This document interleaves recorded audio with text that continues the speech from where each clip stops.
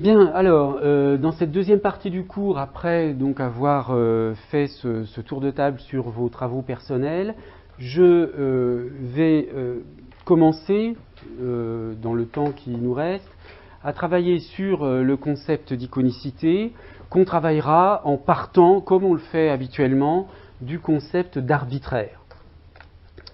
Alors, je commencerai par relever deux citations qui apparaissent chez des auteurs qui ont traité de la question de l'iconicité. Alors, je l'avais déjà dit, et on y reviendra en détail, le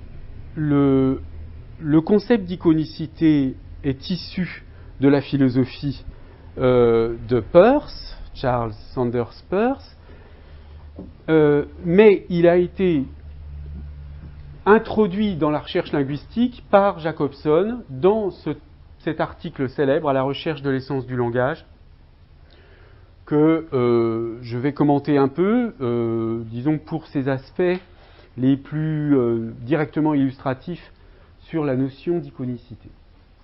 Mais ce que je veux souligner en introduisant un petit peu la question, c'est le rapport qui a été fait par la suite entre la question de l'arbitraire et la question de l'iconicité. Et ce rapport, vous voyez, c'est un rapport d'opposition qui apparaît bien là dans cette citation de John Hyman, qui donc a écrit l'article Iconicity dans l'Encyclopedia of Language and Linguistics. Il présente l'iconicité comme un concept qui contredit ce qu'il appelle le dogme de l'arbitraire du signe. Le dogme. Et puis là, dans ce texte de Trabant, c'est un texte sur Humboldt. Je n'ai pas donné le titre là, pardon, j'ai recopié une citation, mais c'est un titre, enfin le titre de l'ouvrage, si je ne me trompe pas, c'est Humboldt ou le sens du langage, chose comme ça. C'est un livre, un très très bon livre sur Humboldt, qui traite de la question de l'iconicité, qui était un sujet, pas sous ce nom-là, mais qui était abordé par Humboldt, et il dit un peu la même chose. Vous voyez, enfin, c'est pas le terme de dogme qui est utilisé, mais le terme de tabou, de quasi-tabou. En revanche, l'iconicité du langage a été un quasi-tabou de la linguistique moderne, brisé seulement par un essai de Jacobson qui introduisait une nouvelle discussion sur le problème de l'iconicité et du caractère naturel du langage.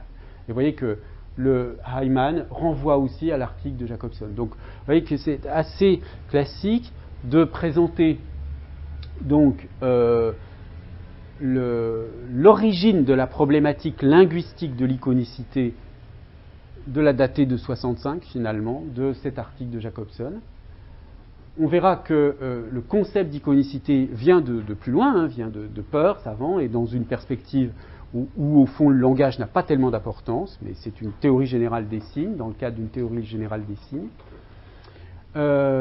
Et par ailleurs, donc, c'est le point qui m'intéresse ici, que la recherche sur l'iconicité est présentée comme une sorte de revanche à l'égard du principe de l'arbitraire.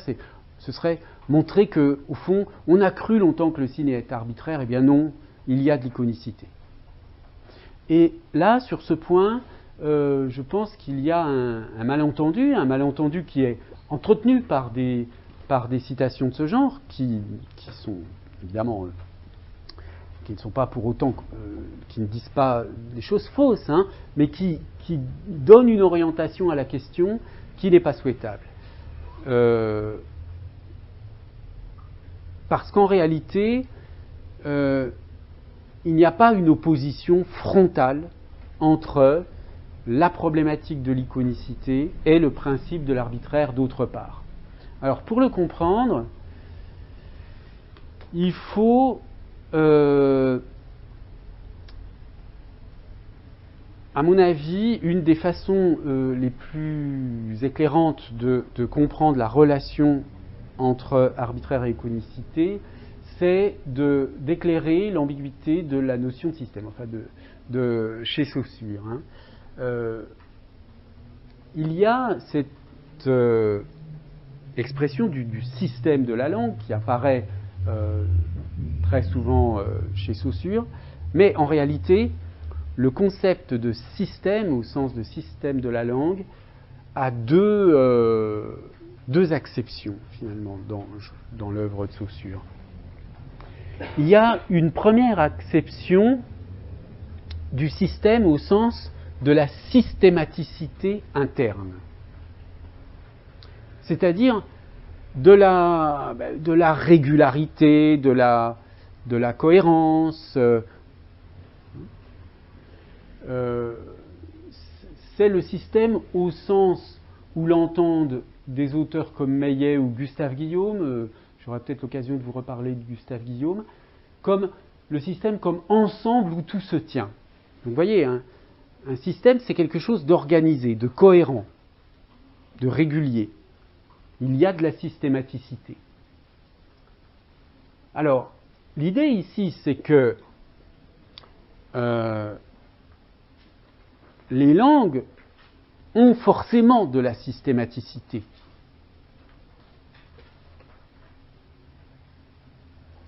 Mais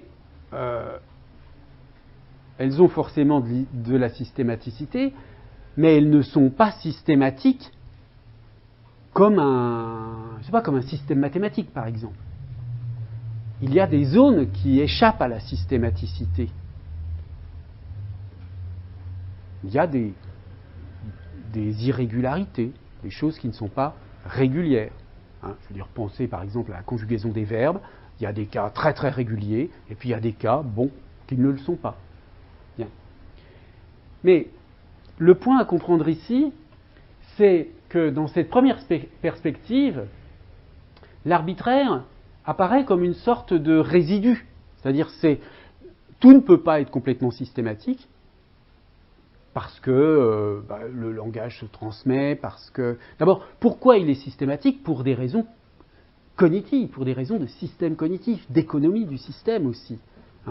C'est-à-dire que, puis comme on l'a vu, comme la cognition humaine est très largement... comme l'analogie joue un rôle fondamental dans la cognition humaine, il est naturel qu'il y ait de la systématicité dans tout cela, puisque automatiquement on crée de la régularité. Donc on crée de la régularité. Mais le langage est quelque chose aussi qui s'hérite de génération en génération, qui se modifie sous certains aspects, etc. Donc la régularité ne peut pas être complète, la systématicité ne peut pas être complète. Il y a du reste qui est inévitablement non régulier. Bon. Et dans ce cas-là, donc, j'écrivais ici qu'il y a un rôle primordial des représentations, puisque l'idée ici, c'est que donc, ce sont les résultats de processus cognitifs, donc de processus mentaux. Cette systématicité, elle résulte de l'organisation du système cognitif humain, et donc de la façon dont sont traitées les représentations dans le système cognitif humain. Bien. Alors ça, c'est une première conception de l'arbitraire comme une sorte de reste. Mais les langues, vues comme production de l'esprit humain, se caractérisent fondamentalement par une régularité. Il n'y a aucune langue qui n'a pas de régularité. Je veux dire, pas de régularité, ça voudrait dire, par exemple, dans le lexique, qu'il n'y a que des mots sans préfixe, sans suffixe, etc., que des mots originaux. Donc, pour chaque réalité différente, il faudrait inventer un mot différent. Bon, par exemple. On verra des exemples un peu plus précis, peut-être caricaturaux, mais encore plus illustratifs tout à l'heure. À l'opposé de cette première conception, il y a l'idée du système comme système de valeurs pures. Alors, ça renvoie à une notion dans le cours de linguistique générale que je ne vais pas développer d'une manière détaillée.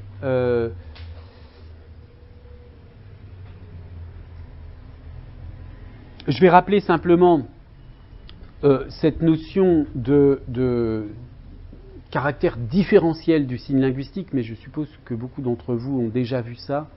Le signe linguistique, pour Saussure, il se caractérise par ses oppositions aux autres signes. Hein. C'est ce qu'on appelle la théorie de la valeur. C'est-à-dire que les entités linguistiques ne se définissent pas positivement. Un signe n'est pas un signe parce qu'il a un certain signifié, il a un certain signifiant. Il n'existe pas tellement par lui-même. Il existe en tant que membre d'un réseau d'opposition où chaque élément s'oppose aux autres.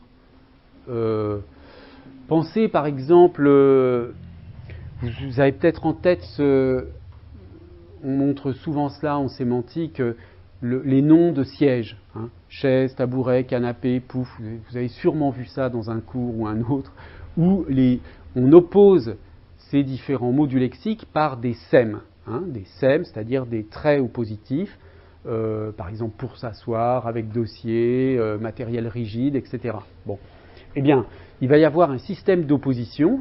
L'ensemble des sièges en français se caractérise par un système d'opposition avec pied sans pied, bon, ce qui va distinguer par exemple le pouf, qui n'a pas de pied, de tous les autres sièges, avec bras sans bras, qui va distinguer le fauteuil avec bras d'autres sièges, etc., etc. Mais dans une autre langue, il y aura un autre système d'opposition. Donc ce qui compte, ce n'est pas que la langue elle calque une réalité préexistante, c'est qu'elle est un système où les signifiés s'opposent, les signifiants, et on pourrait dire la même chose des signifiants. Bon. C'est cela que signifie l'expression système de valeur pure. Et en fait, dans cette conception-là, on a cette idée que le caractère arbitraire du signe est ce qui fonde, au fond, le fait qu'on a un système de valeur pure. Pourquoi ? Parce que, je viens de le dire finalement, s'il ne doit pas y avoir de lien du tout entre les référents, les choses désignées, hein, la réalité externe et les structures du langage, c'est que les structures du langage sont autonomes et donc elles se caractérisent dans une sorte d'immanence du système par de pures et simples oppositions. Donc là, l'idée, c'est que on a un pur système de valeurs et l'arbitraire est le principe qui garantit cette théorie de la valeur. Donc il a un caractère fondamental. C'est en ce sens-là qu'on le comprend comme premier principe de la linguistique générale. C'est aussi un principe qui est nécessaire dans cette perspective pour expliquer pourquoi les langues changent. S'il n'y avait pas d'arbitraire, les langues ne changeraient pas. Mais là, évidemment, on pense surtout à l'arbitraire au sens de l'iconicité d'image. Ce n'est pas tout à fait sur le même plan. Bref, donc, pour simplifier, on peut dire qu'il y a deux perspectives sur le système. Une perspective dans laquelle l'arbitraire est secondaire, il est une sorte de résidu d'une systématicité. Et dans une deuxième perspective, l'arbitraire est fondamental dans le système et la systématicité est secondaire. Il y a peut-être un peu de systématicité, mais fondamentalement les langues sont chaotiques parce qu'elles sont héritées de génération en génération, elles traversent l'histoire, etc. Il y a vraiment ces deux conceptions du système chez Saussure, hein, qu'on peut résumer comme ça. Soit on considère que les langues sont fondamentalement rationnelles, elles ont une systématicité, soit on considère qu'elles sont fondamentalement chaotiques et qu'il y a quand même un peu de résidu de rationalité. Oui, en fait, ça dit un peu la même chose, hein, puisque dans les deux cas, on reconnaît qu'il y a du rationnel et du chaotique, puisque au fond, ce qui s'oppose au rationnel, à la systématicité, c'est le hasard ou le chaos ou l'irrégularité. Hein. Bon, donc, c'est une question de priorité théorique. Dans un cas, la priorité, c'est la systématicité et le résidu, c'est l'arbitraire, et dans l'autre cas, la priorité est l'arbitraire et le résidu est la systématicité. Mais ce sont deux conceptions différentes. Et par exemple, si on oppose Guillaume et Saussure, on peut, là je ne l'ai pas fait, mais on peut trouver des citations qui montrent bien que Guillaume est complètement de ce côté-là, Gustave Guillaume, hein, du côté de l'intérêt pour la systématicité. Le linguiste il va travailler sur les systématicités, tandis que Saussure va être beaucoup plus du côté de l'idée que les langues sont quand même assez chaotiques et qu'au fond, il y a une dimension de l'arbitraire qui est fondamentale, mais d'un point de vue très théorique. C'est presque un principe épistémologique très général ici, l'arbitraire. Mais dans d'autres, dans beaucoup d'autres de ses écrits, Saussure prend en charge, bien sûr, ce premier sens de la systématicité. Et au fond, Saussure, on peut facilement s'avancer en disant qu'il n'aurait rien eu à redire aux études sur l'iconicité. Il aurait trouvé ça très bien, il n'y a pas de problème. D'ailleurs, lui-même a travaillé, vous savez peut-être, sur les anagrammes dans les textes latins, ou grecs, je ne sais plus du coup. Mais en tout cas, il n'y a pas, on ne peut pas dire qu'on est anti-saussurien quand on travaille sur l'iconicité. C'est simplement qu'on s'intéresse plutôt à l'aspect du système comme, au premier sens, au sens de la systématicité interne. Alors maintenant, on peut essayer d'examiner plus en détail comment les choses sont définies.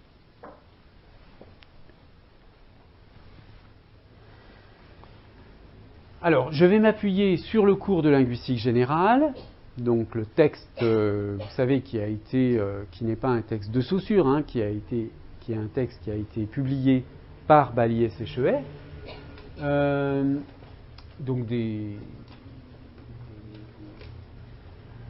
auteurs qui ont utilisé les notes de Saussure et de ses auditeurs, et qui donc ont reconstruit un texte qui n'a pas été écrit par Saussure. Donc on verra après, il y a certaines différences entre ce qu'on peut reconstituer de la pensée de Saussure et ce qui est dans le cours de linguistique générale. Mais c'est toujours intéressant de travailler sur le cours de linguistique générale parce qu'au fond, c'est ce texte-là, le cours de linguistique générale, qui a circulé pendant des générations, hein, et qui a en particulier marqué la période structuraliste et puis qui est toujours cité, hein, même si il existe des textes de Saussure, disons des textes autographes, enfin des textes qui sont vraiment dus à Saussure, par exemple publiés sous le nom des Écrits de linguistique générale, sans parler de son mémoire sur les voyelles, etc. On cite encore beaucoup le cours de linguistique générale. Bien. Alors, ce dont nous parlons, l'arbitraire du signe, apparaît dans le cours de linguistique générale comme étant le premier principe. Alors, je rappelle la définition. Le lien unissant le signifiant au signifié est arbitraire. Ou encore, puisque nous entendons par signe le total résultant de l'association d'un signifiant à un signifié, nous pouvons dire plus simplement, le signe linguistique est arbitraire. Donc quand on dit le signe linguistique est arbitraire, c'est une sorte de formulation synthétique pour dire que le lien signifiant-signifié est arbitraire. Ainsi, l'idée de sœur n'est liée par aucun rapport intérieur avec la suite de son sœur qui lui sert de signifiant. Il pourrait aussi bien être représenté par n'importe quel autre. À preuve, les différences entre les langues et l'existence même de langues différentes. Le signifié bœuf a pour signifiant bœuf d'un côté de la frontière et ox de l'autre, donc ox en allemand. Bien, alors là, c'est une définition bien connue. Vous voyez que cette idée qu'il n'y a pas de lien intrinsèque, hein, aucun rapport intérieur entre la suite de son sœur et l'idée de sœur, c'est-à-dire le signifié, il pourrait être aussi bien représenté par n'importe quel autre. Donc, au fond, voyez qu'il y a cette idée ici que l'arbitraire, c'est qu'il n'y a pas de rapport, il n'y a pas d'explication, il n'y a pas de raison. Donc c'est irrationnel. Hein. L'arbitraire, il a quelque chose de non rationnel. C'est un hasard. Alors, une deuxième citation qui généralise dans le cours de linguistique générale le rôle de l'arbitraire. Le rôle de l'arbitraire. Hein.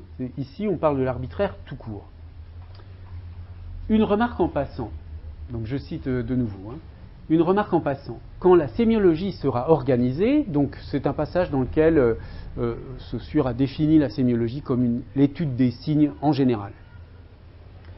Quand la sémiologie sera organisée, elle devra se demander si les modes d'expression qui reposent sur des signes entièrement naturels, donc c'est l'opposé de l'arbitraire, un signe naturel, ça n'est pas un signe arbitraire, c'est le contraire. Hein. Là, on voit bien qu'il y a, il y a quelque chose à quoi on s'oppose qui est le naturel.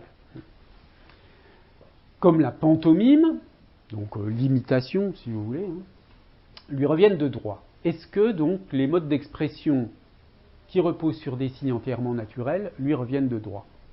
La pantomime, par exemple, je ne sais pas, si je fais un geste qui imite quelque chose, si je fais ce geste pour dire on va manger à quelqu'un qui ne peut pas m'entendre, je lui fais coucou. Voilà. C'est de la pantomime. Bon. Est-ce que ça fait partie de la sémiologie? En supposant qu'elle les accueille, son principal objet n'en sera pas moins l'ensemble des signes fondés sur l'arbitraire du signe.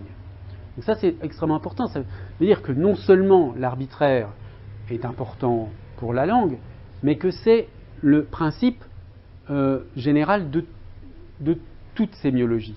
Et qu'au fond, ce qui est naturel serait plutôt à l'écart, hein, serait secondaire. Alors, l'argumentation est la suivante. En effet, tout moyen d'expression reçu dans une société repose en principe sur une habitude collective. Pas sur une rationalité, pas sur une systématicité. Là, même si c'est le cas qu'il y a une systématicité, mais ce qui est pris en considération ici, c'est l'idée d'habitude collective, ou ce qui revient au même sur la convention. Les signes de politesse, par exemple, doués souvent d'une certaine expressivité naturelle. Alors bon, je ne sais pas ce que les étudiantes chinoises penseront de cet exemple. Qu'on pense au Chinois qui salue son empereur en se prosternant 9 fois jusqu'à terre. Bon, c'est peut-être un exemple historiquement juste. Alors pourquoi il parle d'expressivité naturelle? Parce que... Alors c'est peut-être une légende, ça, non? Est-ce que c'est vrai? Oui. non, mais je vous demande parce que...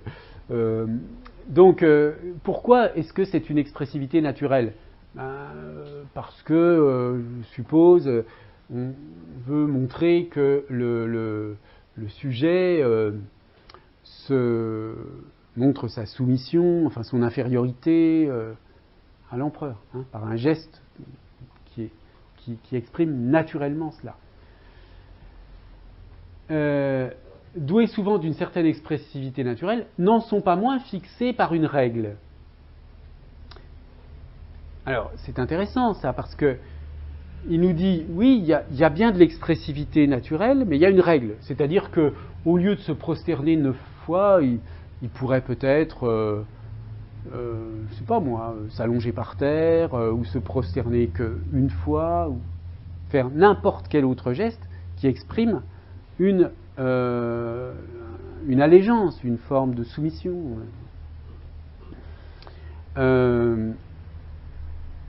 Donc en effet, il y a bien une expressivité naturelle, mais en même temps il y a une règle. C'est-à-dire qu'il y a une convention.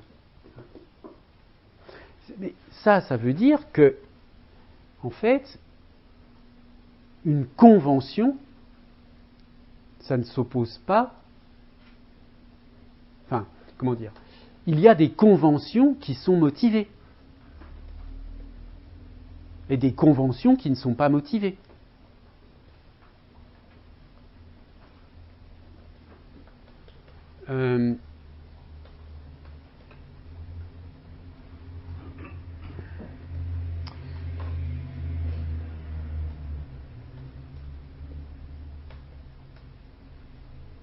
Je réfléchis à un exemple, j'avais pas pensé, mais un exemple dans les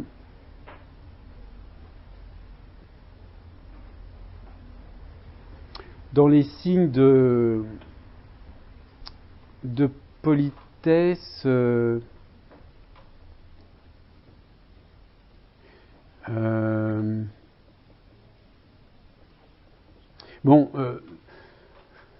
Pour dire bonjour, on se serre la main, mettons, dans une culture donnée.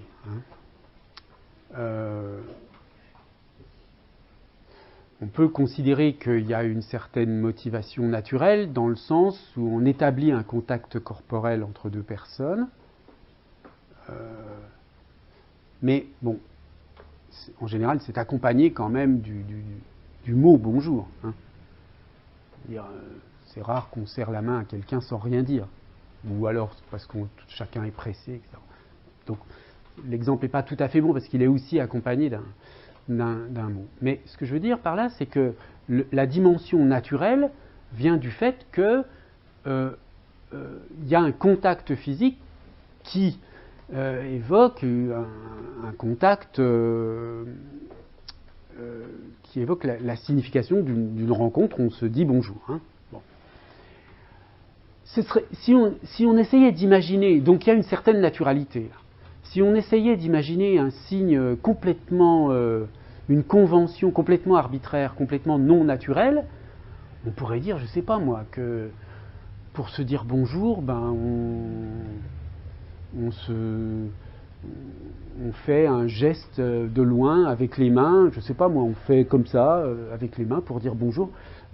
Un geste complètement gratuit dont on ne va trouver aucun rapport avec l'idée de prendre contact avec quelqu'un. Bon. Le geste pour se dire au revoir quand on agite la main est beaucoup moins naturel au fond. Lui, il est très conventionnel. Beaucoup plus conventionnel, je trouve, que le geste de se saluer la main. Bon, il faudrait que je réfléchisse un peu à trouver d'autres exemples, mais ce que je veux vous dire en prenant ces exemples, c'est que la convention n'exclut pas la motivation. Je veux dire qu'une convention, elle peut être arbitraire ou motivée. Mais ça reste une convention, on est d'accord, puisqu'il a fallu que tout le monde se mette d'accord, que dans une communauté, on soit d'accord sur le geste qui veut dire bonjour. Par exemple, imaginez une culture où on dit bonjour en faisant un tout autre geste.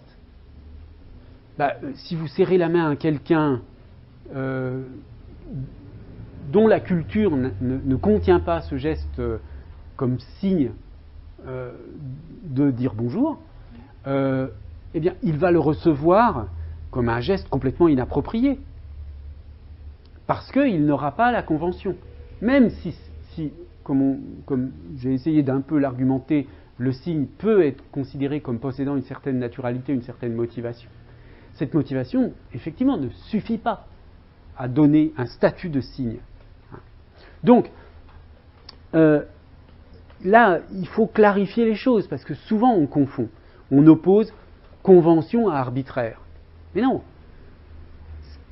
Ce qui s'oppose,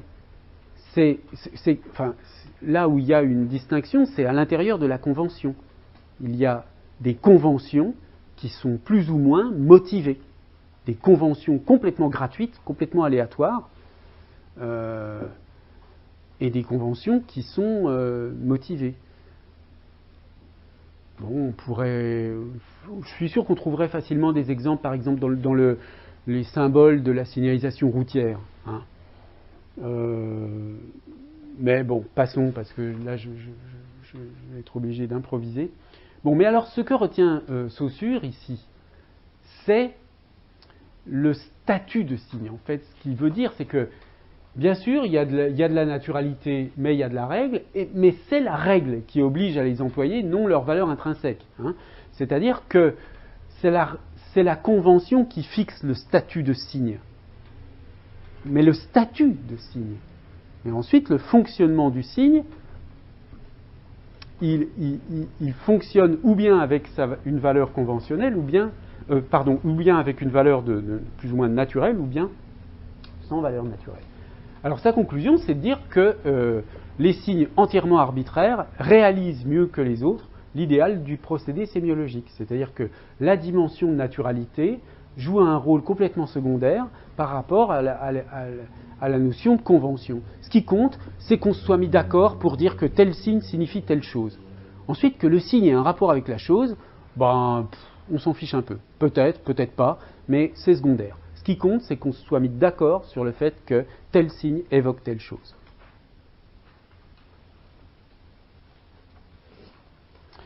La conclusion, c'est pourquoi la langue le plus complexe et le plus répandu des systèmes d'expression est aussi le plus caractéristique de tous. En ce sens, la linguistique peut devenir le patron général de toute sémiologie, bien que la langue ne soit qu'un système particulier. Vous voyez, ça c'est une idée intéressante qui a été beaucoup utilisée par des auteurs structuralistes. C'est l'idée que la langue est le modèle de tout système de signes. Alors ça, c'est une perspective très particulière sur la sémiologie, qui n'est pas la perspective de Peirce, par exemple. Hein.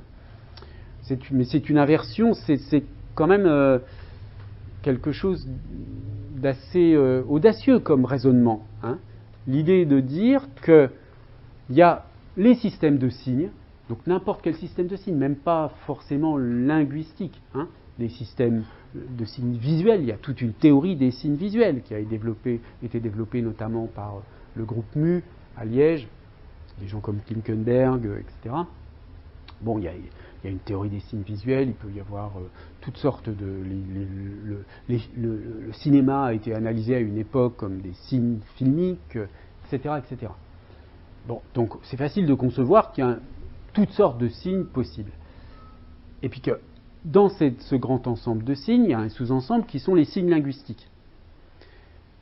Mais d'arriver à dire qu'un système de signes particulier, les signes linguistiques, sont en fait le modèle sur lequel tous les autres sont faits, bon, c'est quand même c'est une idée intéressante, mais qu'on n'est pas obligé de partager. Bref, en tout cas, c'est ce qui est défendu là dans le cours de linguistique générale. Alors, ce qu'on peut dire de l'arbitraire, alors ensuite il y a une distinction entre arbitraire absolu et arbitraire relatif. Là, jusqu'à présent, on a parlé de l'arbitraire tout court. Mais il y a une distinction entre arbitraire absolu et arbitraire relatif. Alors, ce qu'on peut dire de l'arbitraire absolu, puisque ce que je viens de dire là de l'arbitraire en général, ça désigne plutôt l'arbitraire absolu. Ce qu'on peut dire donc pour synthétiser de l'arbitraire absolu, c'est que dans le cas de l'arbitraire absolu, il n'y a pas de relation entre le signifiant et le signifié. C'est la définition qu'on a dans le cours de linguistique générale. Donc, quand on dit pas de relation, c'est une mauvaise façon de s'exprimer. Hein.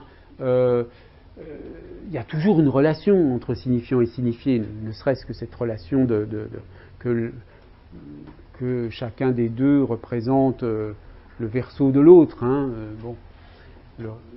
Tous deux, le signifiant et le signifié, sont le recto et le verso d'une feuille de papier, comme dit Saussure aussi quelque part dans le cours de linguistique générale.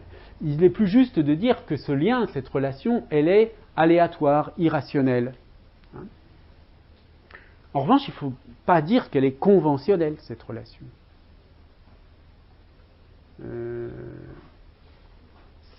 Parce que la convention peut être elle-même motivée. Bon. Donc l'exemple que donne Saussure, c'est l'exemple de la différence entre les langues. Bon, oui, bien sûr que le signe est arbitraire. S'il n'était pas arbitraire, on n'aurait qu'une seule langue dans le monde, puisque les mots ressembleraient aux choses. Hein. On verra ensuite que cet argument de la différence entre les langues est en fait très contestable. Mais bon, il est formulé comme ça dans le cours de linguistique générale. Saussure ne voyait peut-être pas les choses de cette façon-là. On a vu dans la dernière citation que l'arbitraire peut être vu comme étant caractéristique de l'ensemble des systèmes sémiologiques et qu'il est surtout lié à des conventions. Avec cette ambiguïté que les conventions peuvent elles-mêmes, enfin, je veux dire, on l'a vu, les conventions peuvent être des conventions plus ou moins arbitraires. Mais l'idée saussurienne, c'est de dire que c'est le fait qu'il y ait une convention qui compte.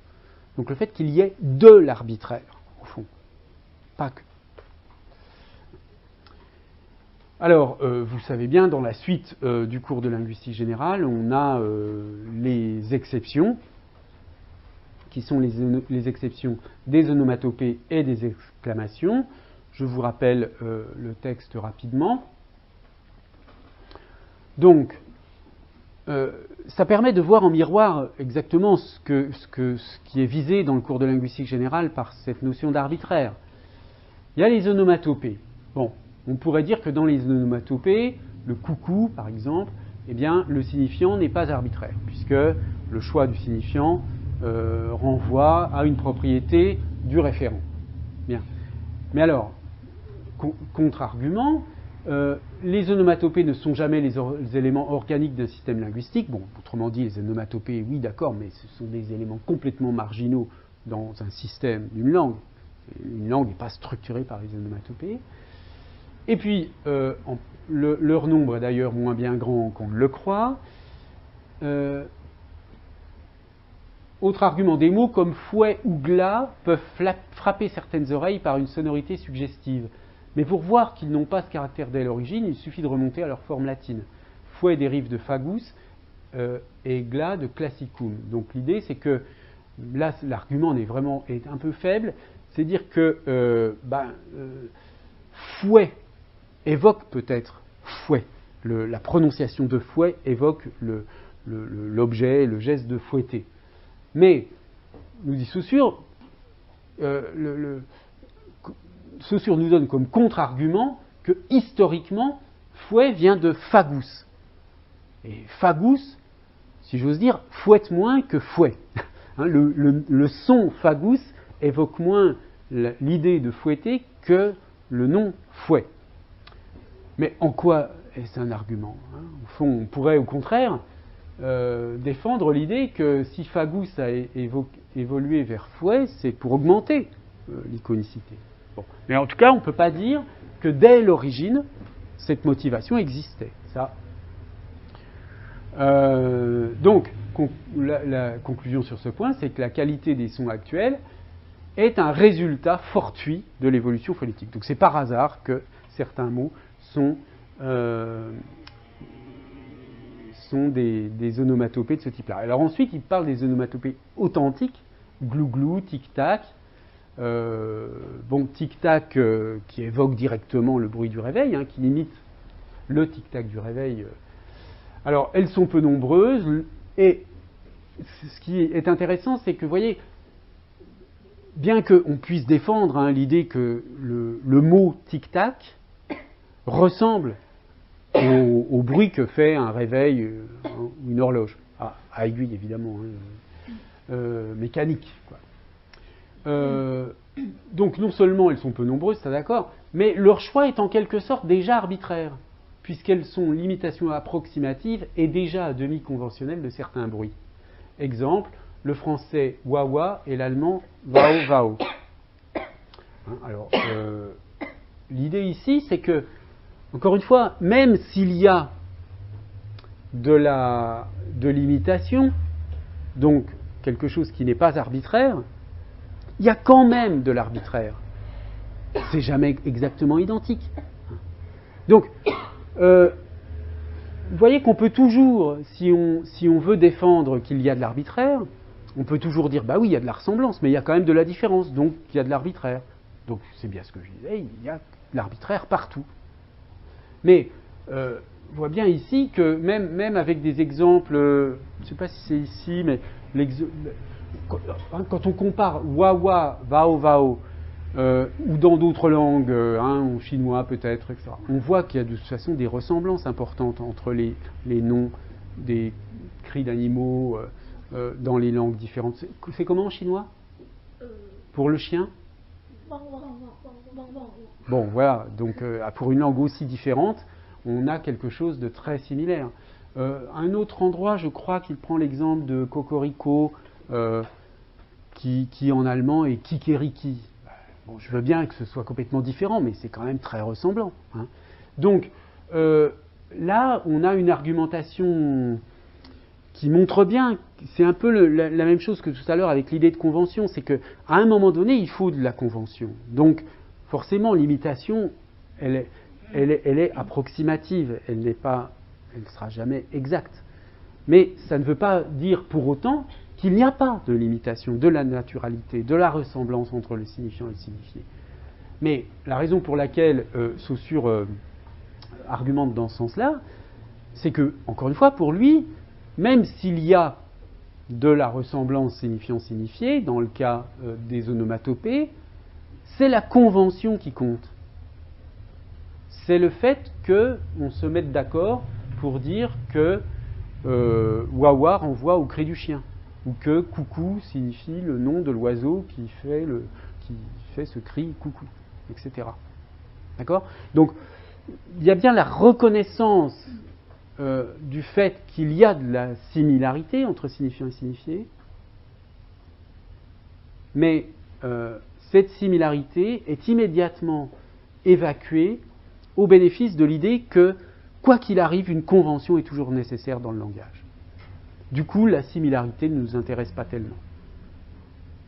Alors ça, c'est juste, mais quand on est sur le point de vue, encore une fois, de la langue comme système de valeurs pures, disons dans la dimension purement sémiologique de la langue. En effet, ce qui donne au mot un statut de signe n'a pas de rapport avec son caractère imitatif par rapport au référent ou dans la relation signifiant-signifié. Mais en revanche, quand on étudie la systématicité des signes, et qu'on ne s'intéresse plus uniquement à la dimension purement sémiologique, c'est-à-dire à ce qui confère un statut de signe, mais en quelque sorte à la chair des signes eux-mêmes, eh bien là, la similarité et l'analogie va reprendre un rôle important. Voilà, je vais m'arrêter là pour aujourd'hui et puis nous reprendrons cela la semaine prochaine. Merci de votre attention. Et donc si la semaine prochaine vous avez des précisions à me donner sur votre projet, on pourra en parler très rapidement en début de séance. Hein. Voilà, à la semaine prochaine.